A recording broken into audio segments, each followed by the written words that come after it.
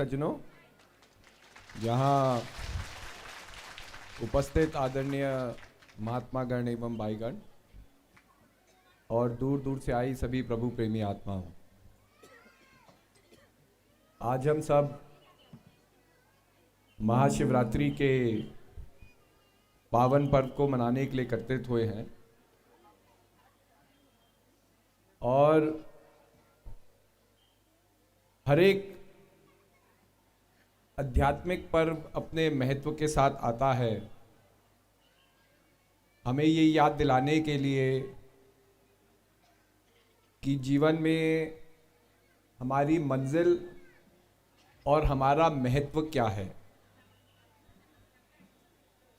अगर आप संसार को देखते हैं और इस संसार में कितने मानव है जो अपने कर्मकांड को निभा रहे हैं, तो एक व्यक्ति ही अपने जीवन में एक पल में अनेकों प्रभावों से गुजर सकता है।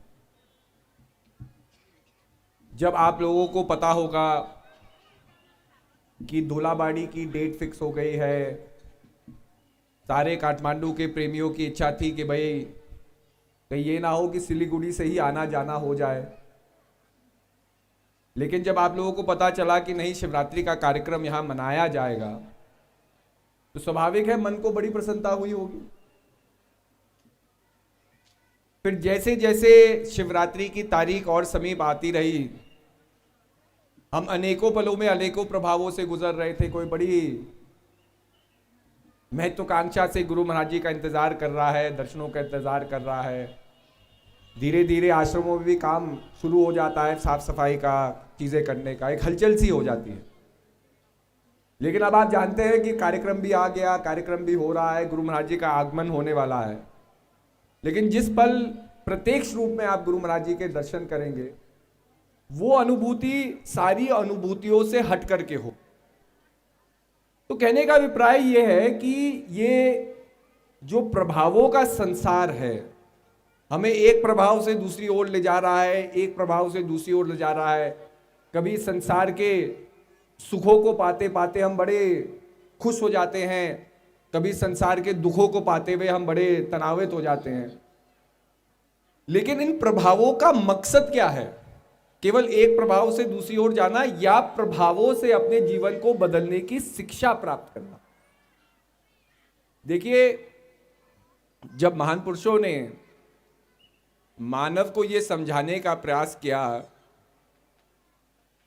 तो उन्होंने मानव को कोई कहानी नहीं सुनाई। उन्होंने प्रत्येक मानव को यह समझाया कि मानव, तुम अपने आप को नहीं जानते। अब नहीं जानने का तात्पर्य क्या है? अब ये प्रोग्राम हो रहा है, जगह जगह से लोग आए हैं। कभी होता है कि हम अपने किसी सखा को, मित्र को या किसी सगे संबंधी को बहुत समय से नहीं मिल सकते, क्योंकि हमारा आजकल का जो लाइफस्टाइल है इतना व्यस्त हो गया है कि हमारे पास अपने लिए ही समय नहीं है। दुनिया के लिए समय है लेकिन अपने लिए समय नहीं है, इसलिए हर एक आदमी टाइम बाउंड है।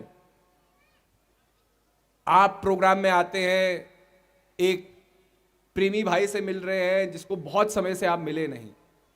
आप गेट में एंटर करते हैं, आप दूर दूर से अपना हाथ हिला रहे हैं ताकि वो आपको भी देखे। भाई, जो प्रसन्नता आपको महसूस हो रही है उससे देखने में आपको ये रोकता है कि भाई मुझे भी देख करके वो व्यक्ति प्रसन्न होगा। अब ये एक महत्वाकांक्षा आपने बना ली, एक एक्सपेक्टेशन आपने बना ली।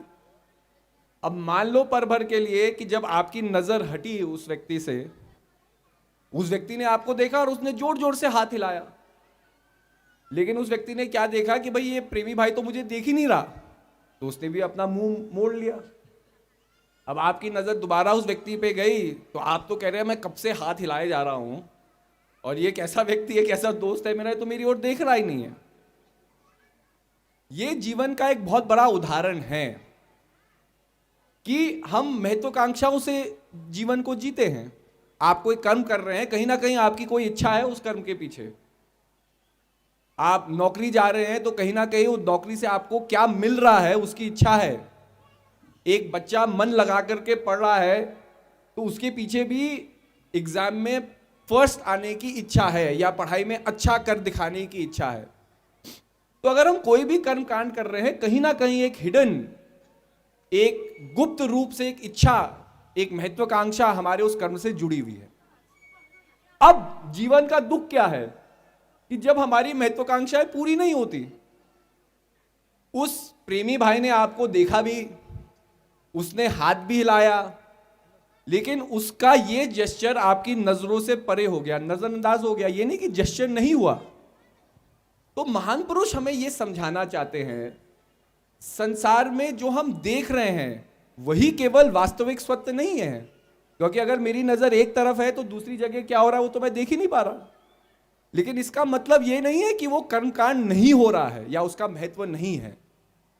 तो महान पुरुष समझाते हैं कि आदमी केवल अपने अनुभवों से निर्धारित है, जो मैंने अनुभव किया उसी दायरे में मेरा रिएक्शन होगा, मेरी महत्वाकांक्षाएं होगी। लेकिन महान पुरुष ये समझाते हैं कि ये संसार के अंदर ऐसी भी चीजें हैं जो अभी हम देख नहीं सकते हैं, क्योंकि हमारा परसेप्शन, हमारी कॉन्शियसनेस, हमारा चैतन्य स्वरूप अभी इतना विकसित नहीं हुआ है। और जिस संसार को हम देख नहीं सकते, उस संसार को हम महत्व नहीं देते, हम जानते नहीं उसके बारे में। ऐसे ही आप देख लो, आज संसार में आदमी क्या कर रहा है। हर एक आदमी अपनी महत्वाकांक्षाओं के पीछे भाग रहा है। लेकिन आप मुझे कोई ऐसी एक महत्वाकांक्षा बता दो आपके अपने जीवन में जो बहुत नई है। आपकी सारी महत्वाकांक्षाएं पुरानी हैं। हर एक आदमी हंसना चाहता है, हर एक आदमी खुश होना चाहता है, हर एक आदमी प्रेम चाहता है, हर एक व्यक्ति ऐश्वर्य चाहता है, हर एक व्यक्ति अपने नाम का प्रभाव संसार में फैले वो चाहता है। लेकिन आप बता लो कि कारण अलग अलग हो सकते हैं, लेकिन अलग अलग कारणों से जो हम चाहते हैं वो तो एक ही चीज है। हम केवल अपनी जो है क्या कहते हैं सेल्फ इंपॉर्टेंस को संसार में बढ़ाना चाहते हैं। यह है संसार का अहंकार। जब तक व्यक्ति की सोच केवल अपने तक सीमित रहेगी, तब तक वो अपने चैतन्य स्वरूप को नहीं जान सकता, क्योंकि चैतन्य स्वरूप परमात्मा का विषय है, वो इंडिविजुअल ईगो का विषय नहीं है। लेकिन जब तक हम अपने तक सीमित है, हम अपनी अपारता को नहीं समझ सकते। इसके कारण क्या होता है, संसार में बहुत चीज तो हम देख रहे हैं, बहुत चीज हम कर भी रहे हैं, बहुत चीज हम समझ भी रहे हैं, लेकिन संतुष्टि उन चीजों से प्राप्त नहीं होती, क्योंकि वो डिजायर, वो वांट, वो महत्वाकांक्षा किसी ना किसी रूप में दोबारा हमारे मन के अंदर जागृत होगी। इसी के लिए मानव असहाय है। असहाय का ये मतलब नहीं कि आज आपके पास पूर्णता नहीं है।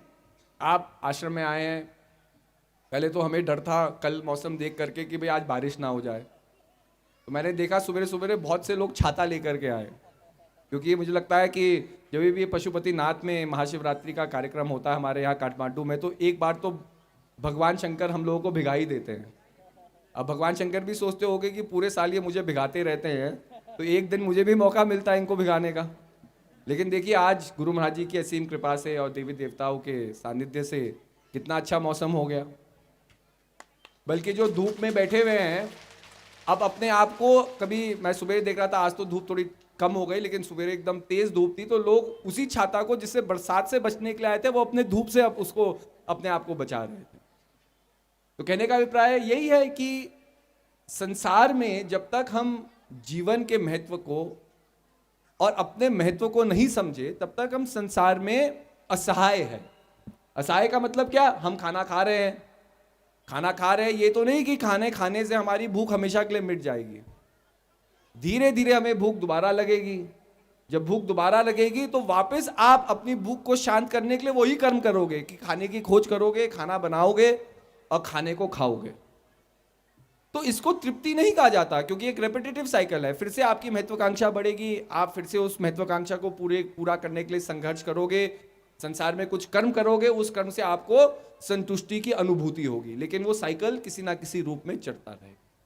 अब महान पुरुष कहते हैं कि अगर आप अपने महत्व को समझोगे, तो ये जो रेपिटेटिव साइकिल है कि हम खोज रहे हैं, पा रहे हैं, जानना चाहते हैं, ये साइकिल रुक जाता है और आदमी अपने आप में स्थिर होकर अपने महत्व को समझता है। इस चीज को समझना साधना है।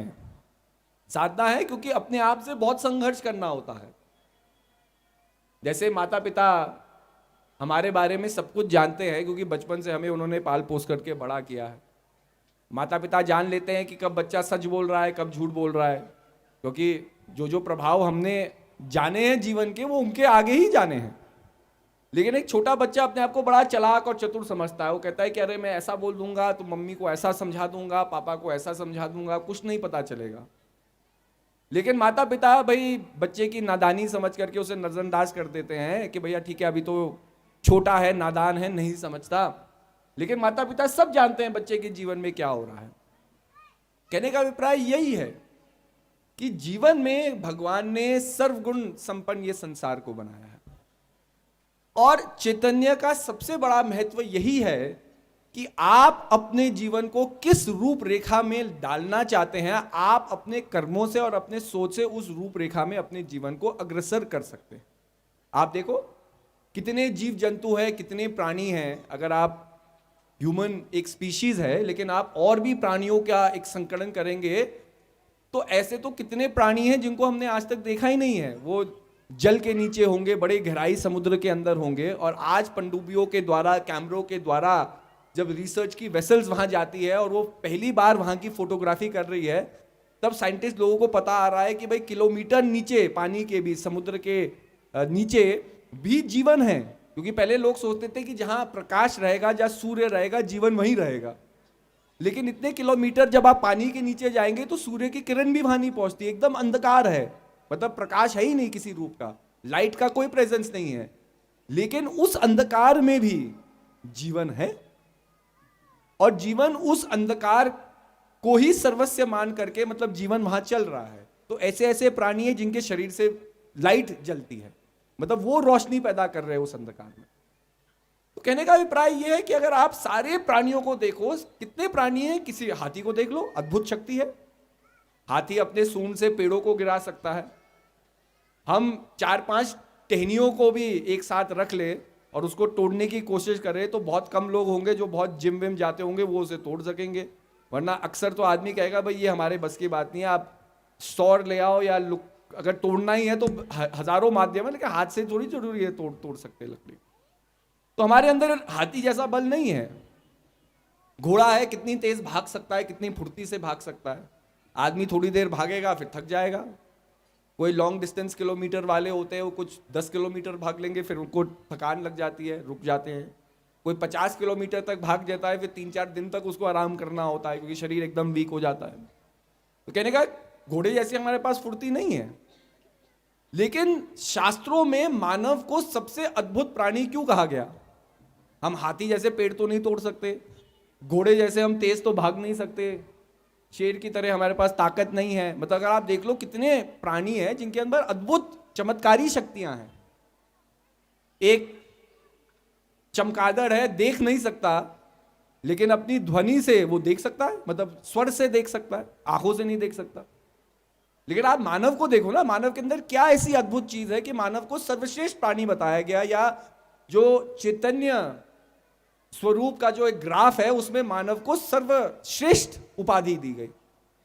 जरा मंथन करो भाई ऐसा क्यों? नहीं तो भगवान चाहते तो हाथी को भी सर्वश्रेष्ठ उपाधि दे सकते थे। शेर को, जो जंगल का राजा है, सबसे शक्तिशाली जानवर है, जिससे और जानवर डरते हैं, आदमी भी डर जाता है शेर को देख करके, तो भाई शेर को सबसे बड़ी उपाधि मिलनी चाहिए।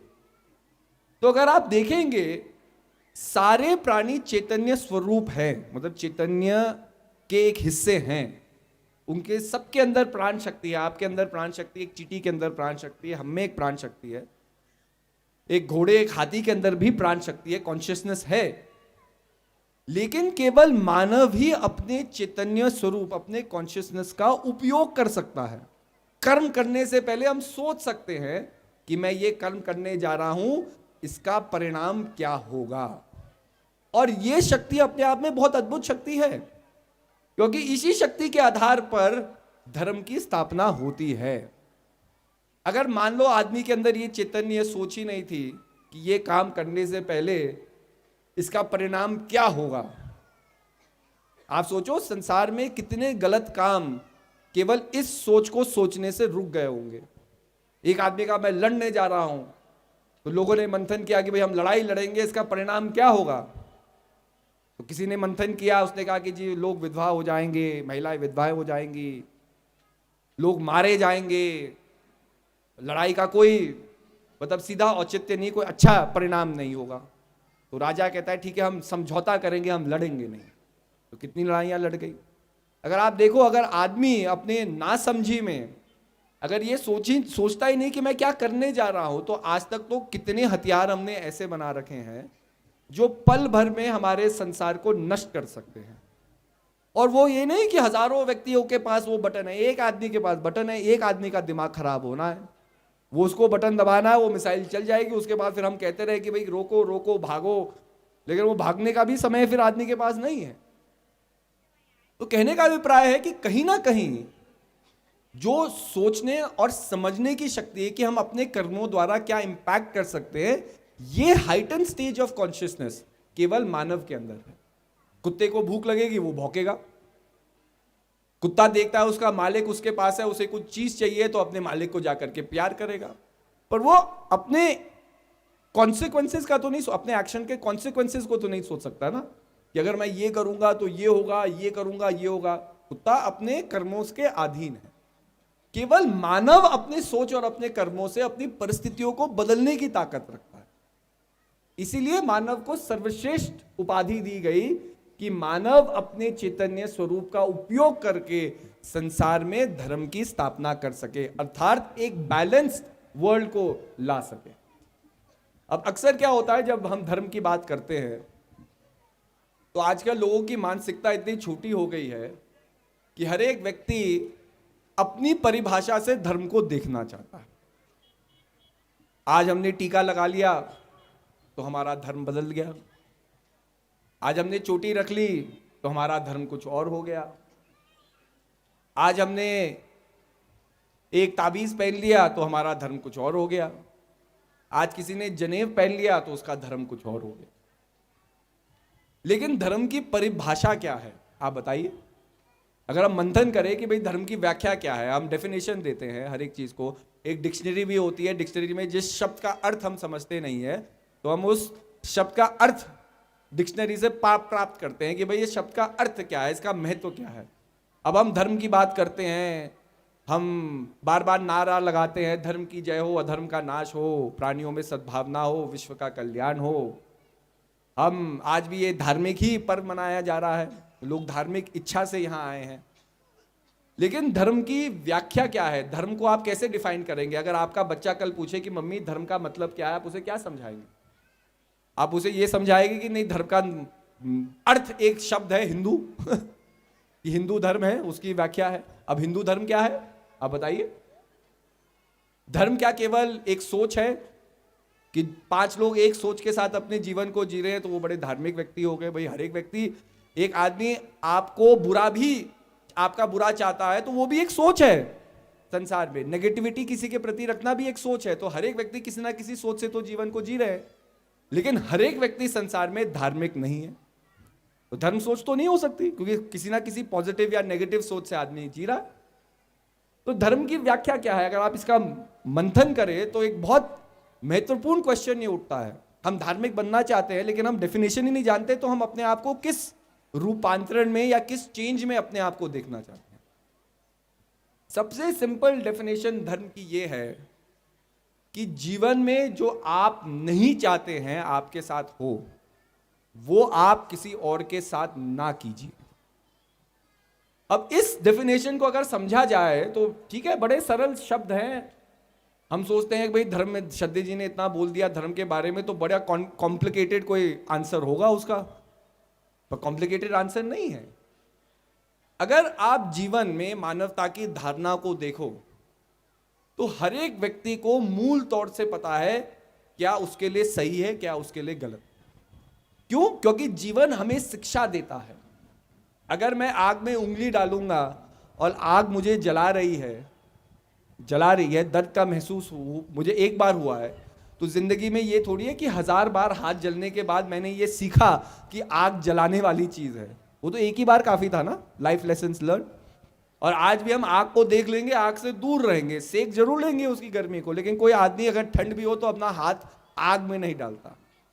क्योंकि उसे पता है कि भाई एक बार मैंने हाथ डाला था, मुझे बहुत दर्द हुआ, जलन हुई, बहुत टाइम तक घाव रहा, बहुत दर्द मुझे सहना पड़ा। वो उसका नेचुरल चेक है जीवन में उस चीज को, उस गलती को बार बार दोहराने के लिए। लेकिन कभी क्या होता है, वो नेचुरल चेक ओवर पावर हो जाता है जब हम दिखाना चाहते हैं कि हम अपनी क्षमता से ज्यादा कुछ कर सकते हैं। तो कब होगा, कब दोबारा जलोगे, जब 3 दोस्त खड़े रहेंगे और एक दोस्त कहेगा तुम आग में हाथ डाल सकते हो और उसको दिखाने के लिए कि हाँ मैं कर सकता हूँ, पता तो है हाथ जलना है, लेकिन दिखाना है लोगों को, अपने आप को ज्यादा आगे दिखाना है। तब तो गलतियां हमारी जो संसार में हो रही है वो यही है कि हम जरूरत से ज्यादा लोगों को दिखाना चाहते हैं कि हमारे पास कितना ज्ञान अक्यूमुलेटेड है। इसको कहते हैं ईगो। जब आदमी ईगो से अपने जीवन को जीता है वो अध्यात्म से बड़ा दूर है। तो कहने का अभिप्राय ये है कि धर्म क्या सिखाता है। हम संसार में जी रहे हैं, हम नहीं चाहते हमारे जीवन में कोई हमें दुख दे, कोई हमें पीड़ा दे। तो सबसे पहले जीवन में किसी और का दुख बनना छोड़ दो। अब लोग सोचते हैं कि भाई ये कैसे हो सकता है, तो रोज संसार हमें सिखा रहा है। कैसे सिखा रहा है? अब देखिए जीवन में ना एक लड़ाई है जो जीवन भर चलती रहेगी, वो है कि आप कहां बैठोगे, कुर्सी की लड़ाई। आप बस में आए होंगे यहां, तो सबसे पहले लड़ाई वहीं से शुरू हो गई होगी कि भाई जैसे ही एक व्यक्ति उठा, बस में निकले, 3 लोग भागते हैं उस बस की सीट पे बैठने के लिए। लेकिन मानवता क्या बताता है, मतलब जो समाज की शिष्टाचार है वो ये दिखाता है कि भाई कोई बुजुर्ग है, कोई महिला है, उसको आप सीट दे दो।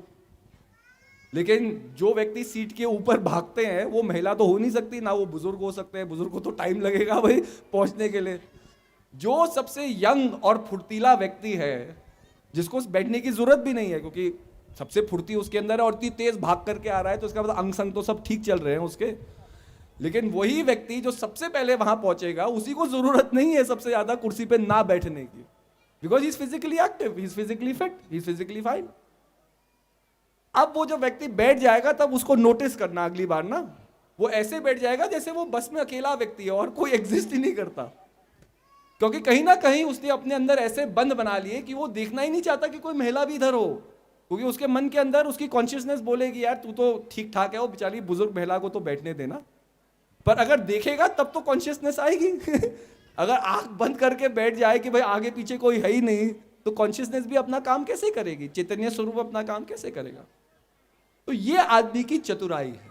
और ये कुर्सी फिर लड़ाई कहाँ हो जाती है हमारे, ये देखिए इतना छोटा सा मंच है हमारा भजन का लेकिन उसमें एकदम फिट जगह है, लेकिन कितने लोग तो मुंह सुजा के बैठे होंगे क्योंकि उन्हें भजन के मंच के ऊपर बैठने नहीं दिया होगा। बैठे होंगे एक दो इधर उधर कहीं ना कहीं तो देखो लड़ाई यहाँ पे है।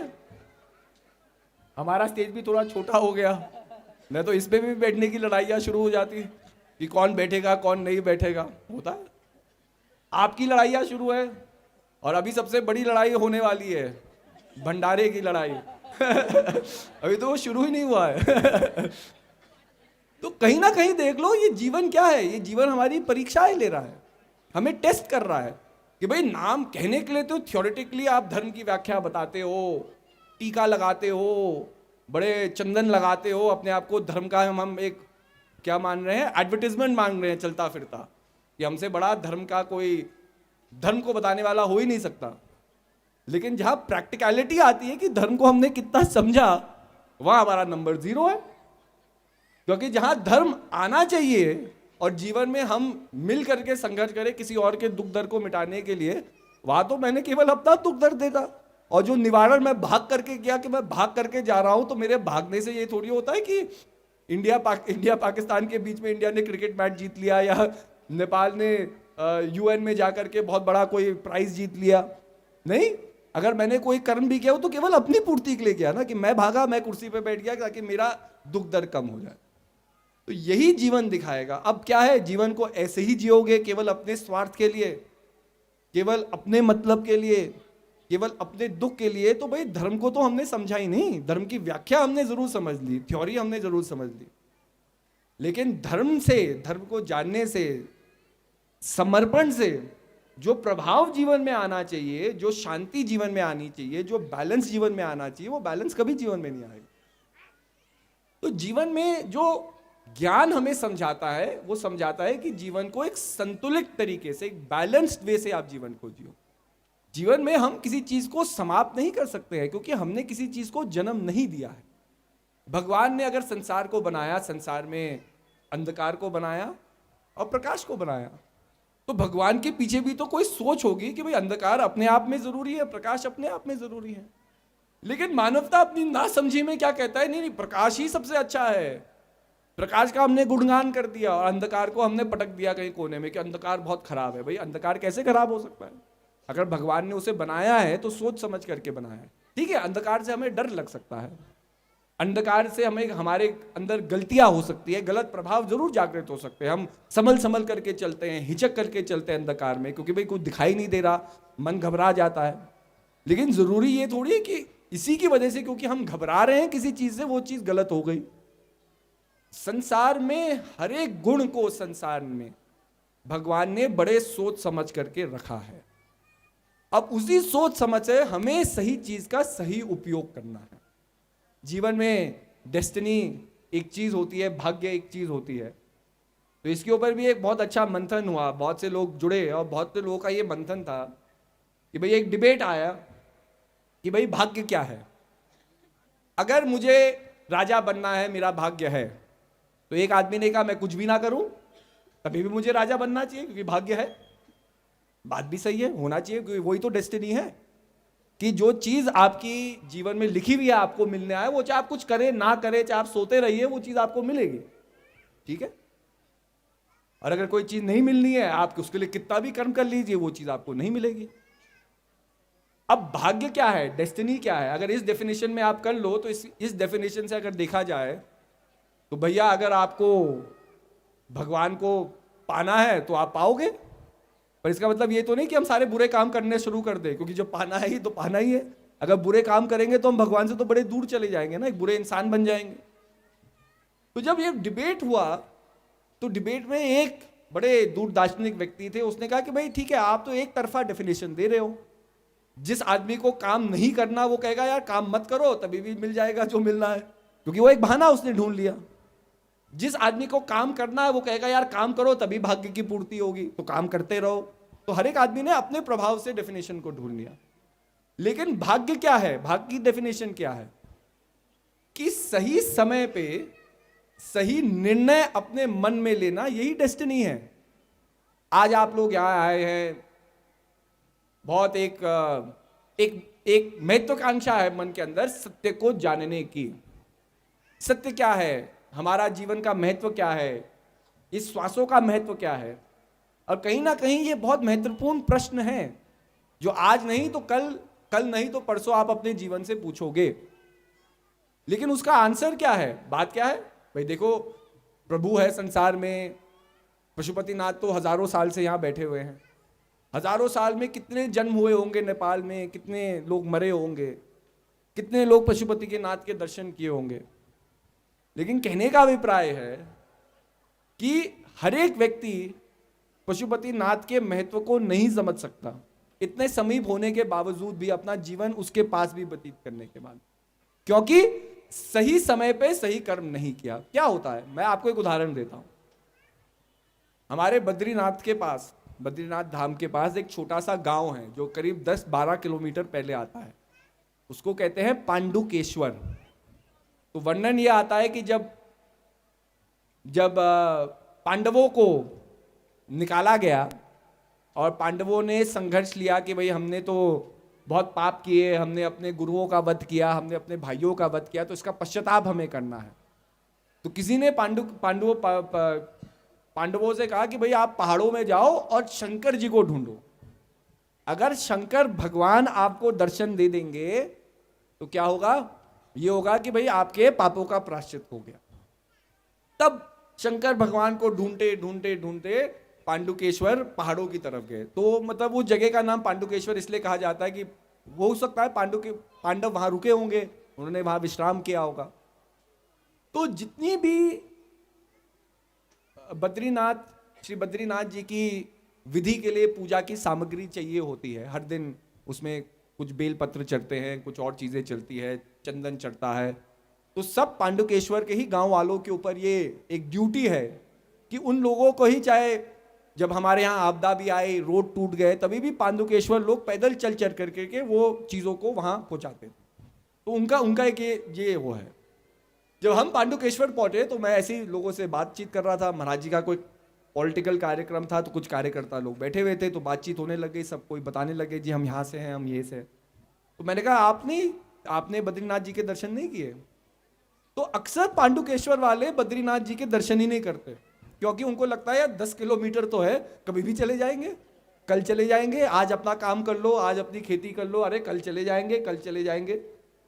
अब भाई कल तो आता है, पर कभी कभी कल के साथ काल भी आ जाता है उसके बाद दूसरा कल नहीं आता।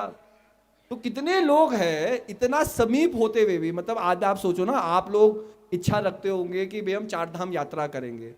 नेपाल से कितने लोग हैं बसों में बैठ करके जाते हैं, मतलब पूरा जीवन उस सपने को साकार करने के लिए वो लगा देते हैं, पूंजी इकट्ठा करते हैं कि भाई एक साथ जाएंगे, परिवार जाएगा, ये करेंगे। तो आप तो पूरी जीवन में ये प्लानिंग कर रहे हो कि आप बद्रीनाथ जी के दर्शन करके आओ, और वहां के लोग हैं जो ये प्लानिंग कर रहे हैं कि बद्रीनाथ जी के दर्शन कैसे ना हो एक तरीके से, क्योंकि वो कह रहे हैं अरे कल कर लेंगे, अरे कल कर लेंगे, अभी क्या है, अगले साल कर लेंगे, अगले साल कर लेंगे, और फिर जीवन ऐसे चले जाता। अब आप बताओ, क्या पांडुकेश्वर के लोगों का भाग्य ही नहीं है कि वो बद्रीनाथ जी के दर्शन कर सके? क्या जो भी व्यक्ति पांडुकेश्वर में पैदा होगा, क्या वो बद्रीनाथ जी के दर्शन कर ही नहीं सकेगा? नहीं। लेकिन आप कहेंगे कि भाई अगर आदमी अपने मन को मना ले, 10 किलोमीटर दूर नहीं और चल ले, तो भाई वो अपने भाग्य को बदल सकता है। यही तो है। तो सही समय पे सही काम कर लेना, यही भाग्य है।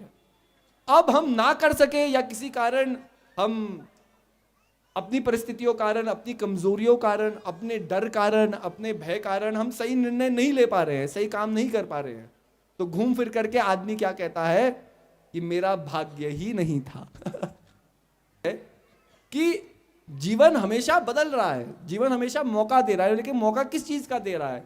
कि आप अपने महत्व को समझ सको, आप गुरु महाराज जी के नाम सुमिरन पा करके अपने जीवन को कृतार्थ कर सको। अब यही भाग्य है। आप लोग यहां आए हैं, आपके पास नाम है, आप सुमिरन करेंगे तो सही समय पे सही कर्म करना हुआ, जीवन में भाग्य बदलेगा। और हम सुमिरन ही नहीं करेंगे तो बताओ जीवन की जो ये खींचातानी है ये कैसे समाप्त होगी? जीवन की खींचातानी समाप्त हो सकती है? भाई पहले क्या होता था, एक संदेश को पहुंचने में जो आपको अपसेट करे महीनों लग जाते थे। चिट्ठी लिखी जाती थी ना, चिट्ठी लिखते थे। इंडिया में ये होता था कि भाई हम देहरादून में ही स्कूल से अपने घर चिट्ठी लिखते थे। वो मतलब हमारा स्कूल का गेट और देहरादून का जो घर है हमारा, वो करीब 200 मीटर दूर नहीं होगा, लेकिन उस चिट्ठी को ही पहुंचते पहुंचते 3 दिन लगते थे, मतलब इतने क्लोज डिस्टेंस में। क्योंकि पोस्टमैन पोस्ट ऑफिस में ले जाएगा, एक दिन वहाँ वो सेग्रीगेट होगा, दूसरे दिन उसमें लगेगा कि अच्छा ये तो लोकली चिट्ठी है, लोकली जगह जानी है, तब लोकल पोस्टमैन उसे लेकर के बांटेगा। तो इतना छोटा डिस्टेंस, इतना। अच्छा, अब नेपाल से आदमी चिट्ठी लिखता था इंडिया, तो उसको कब पहुंचती थी? कितनी बार तो चिट्ठी पहुंचती नहीं थी, तो हमें खबर ही नहीं पता चला कि भाई नेपाल में क्या हो गया। और कितनी बार तो हमने चिट्ठी लिखी और हमने चिट्ठी भेजी, वो कुछ और ही हो गया। हमने पूछा कि अरे ससुर जी ठीक है, आशा करते हैं बड़ी अच्छी हाल सेहत होगी, जब तक वो चिट्ठी पहुंची ससुर जी रहे ही नहीं ये भी होता था। और क्या, आप बता लो। तो पहले कोई प्रॉब्लम आपके जीवन में आने में उसमें बफर होता था, चाहे 3 दिन का बफर हो, चाहे 1 महीने का बफर हो, या अगर चिट्ठी खो जाए तो आपको वो रॉन्ग न्यूज तो पहुंच ही नहीं रही है, आप अपना खुशहाल अपना जीवन जी सकते हैं। और आज कितना समय लगता है, कितने फ्रेंड्स हैं फेसबुक में कितना व्हाट्सएप ग्रुप में, कितने ग्रुप में चैटिंग चल रही है साइमल्टेनियसली। 1 सेकंड भी नहीं लगता 10 परेशानियों को आपके जीवन में उलट पुलट आपके जीवन को करना। एक फोटो आपने पोस्ट की, 1 साल निकल जाता है, देखते देखते कितनी लाइक मिली मुझे और फिर जो महत्वाकांक्षा थी कि अरे मैं तो इतना अच्छा लग रहा था फोटो में, हजारों लाइक मिलनी थी, और वहां क्या है कि 10 लाइक है फिर गुस्सा किसके ऊपर निकलेगा? सारे दोस्तों के ऊपर। फोन करोगे, तुम लाइक नहीं कर सकते थे तुम ये नहीं कर सकते थे, वो नहीं कर सकते। आजकल जीवन ये हो रहा है। आप बताए, लोग पहले कहते थे कि भाई गरीबी जीवन का एक बहुत बड़ी परेशानी है जिसको वर्ल्ड को इनकाउंटर करना है। हम कहते थे हंगर एक बहुत बड़ी प्रॉब्लम थी वर्ल्ड की कि वर्ल्ड में कितने लोग हैं, अफ्रीका में जगह जगह जो लोग स्टार्व करते हैं, धीरे धीरे पूरी दुनिया उन सॉल्यूशंस को निकाल रही है। एक समय आएगा कि संसार में हम इतने विकसित हो जाएंगे, संसार में कोई भूखा नहीं सोएगा। ऐसे एक समय आएगा, समाज में एक ऐसा समय भी आएगा जब कोई भी व्यक्ति खुले आसमान के नीचे नहीं सोएगा, सबको कोई ना कोई फैसिलिटी रहने की सुविधाएं मिलेगी।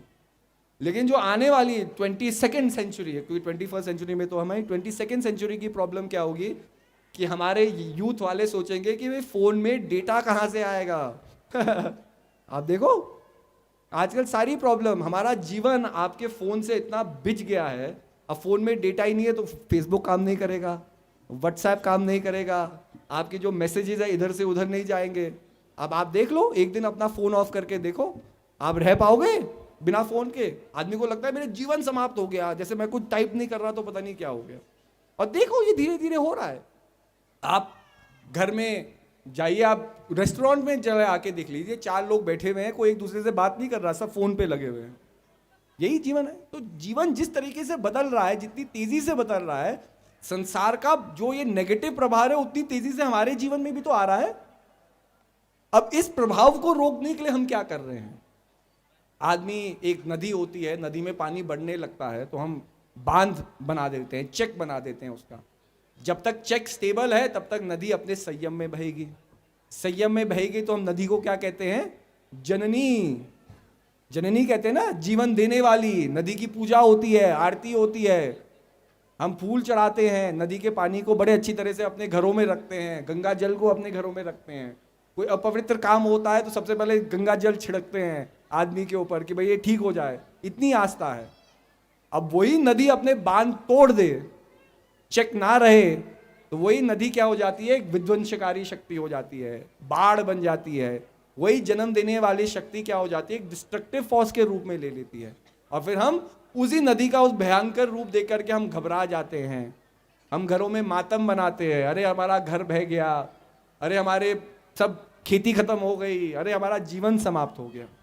अब आप बताओ, जो ये संसार का नेगेटिव प्रभाव हमारे जीवन में हो रहा है, इसका भी तो कोई परिणाम होगा, कोई इन्फ्लुएंस हमारे अंदर हो रहा है सबकॉन्शियस लेवल में।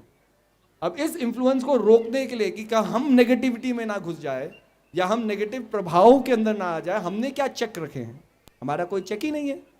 समाज में अगर मन के ऊपर संयम नहीं है तो क्या है? मन इधर भगाएगा, उधर भगाएगा, एक दुख देगा, दूसरा दुख देगा, और जीवन इसी सुख दुख की चक्की में पिसता चले जाता है। इसलिए महान पुरुष कहते हैं जागो। जागने का मतलब क्या है? कि अपने चैतन्य स्वरूप की शक्ति को पहचानो। कि अगर तुम अपने आप को जानोगे, अपने श्वासों की शक्ति को जानोगे, तो ये जो साइकिल है, ये जो डिस्ट्रप्टिव साइकिल है, ये जो हैबिट हमने बना ली है नेगेटिव में जाने की, ये हैबिट चेंज होगी। और यही काम हमें करना है। इसलिए सबसे पहले रोज सुबेरे उठ करके भजन सुमिरन करो। जब तक यही आदत नहीं डालोगे तब तो आगे तो बहुत लंबा रास्ता है भाई। अब जैसे मैंने भंडारे की बात की होगी तो किसी ने किसी के उत्तम, ठीक है सब तो कहने का पेट में गुड़गुड़ हुई होगी। अब कहने का अभिप्राय है कि भाई इच्छा करने से कि भाई भंडारा हो जाए, अच्छा तो होगा नहीं। अब उस भंडारे को बनाने के लिए कितनी मेहनत होती है, मतलब 3-4 दिन पहले कोई मार्केट गया होगा, सामग्री लाया होगा, आपके आने से पहले यहाँ कितने लोग कल रात से यहाँ प्रिपरेशन कर रहे थे, कितनी चीज़ें उसमें जुड़ती है, तब जा करके वो एक प्रभाव संपन्न होता है। मतलब एक चीज़ नहीं है। ऐसे ही अपने आप को जानने के लिए बहुत चीज़ों की प्लानिंग और प्रिपरेशन की ज़रूरत होती है। ऐसे नहीं कि भाई हमने कह लिया कि भाई आज हम अपने आप को जान लेंगे और हमने डॉक्यूमेंट्री देख ली और अपने आप को जान लिया, नहीं। लेकिन प्रिपरेशन और प्लानिंग कहां से शुरू होगी? भजन सुमिरन से। जब तक आप ये जानते ही नहीं कि आपके अंदर कमी क्या है, आप अपने आप को बदलोगे कैसे?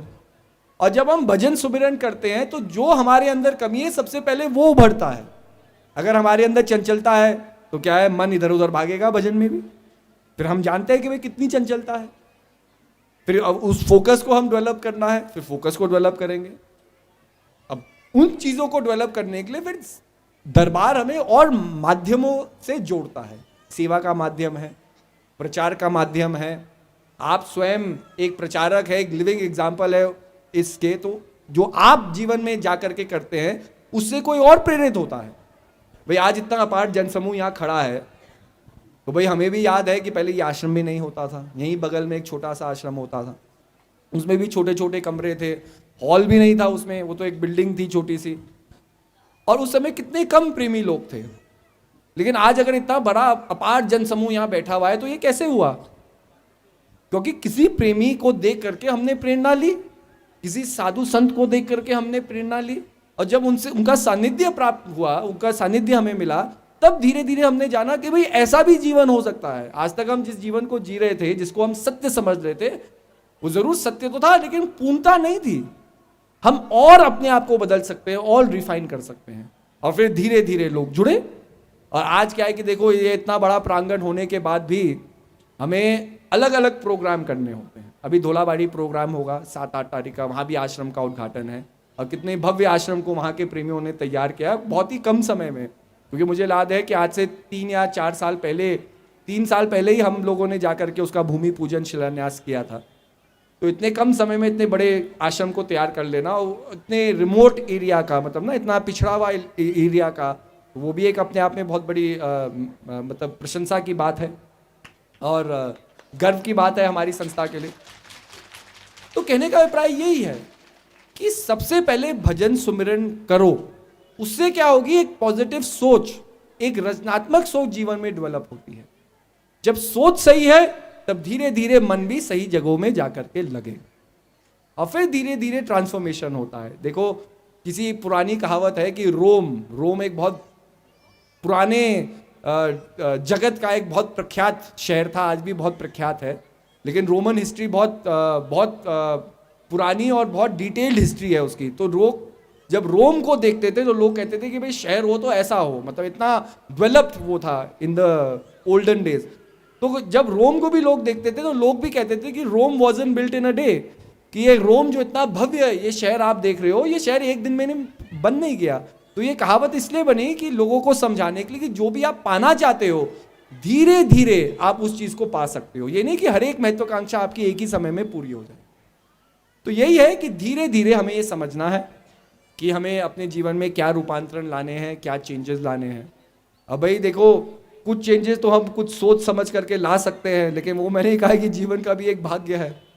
हमने इतनी बड़ी बड़ी मूछें रख ली। अब आप लोग भी सोचे होंगे कि क्यों रखी, कभी हमारी दाढ़ी थी, कभी हम मूछ ही नहीं रखते थे। तो हमने सोचा कि 4-6 साल से तो आराध्या जी हमें डरा रही हैं आंखें बड़ी बड़ी करके, तो मैंने कहा मैं भी बड़ी बड़ी मूछ रख लेता हूँ ना। अब बड़ी बड़ी मूछ आदमी ऐसे करता है तो इंटिमिडेट नहीं हो जाता आदमी।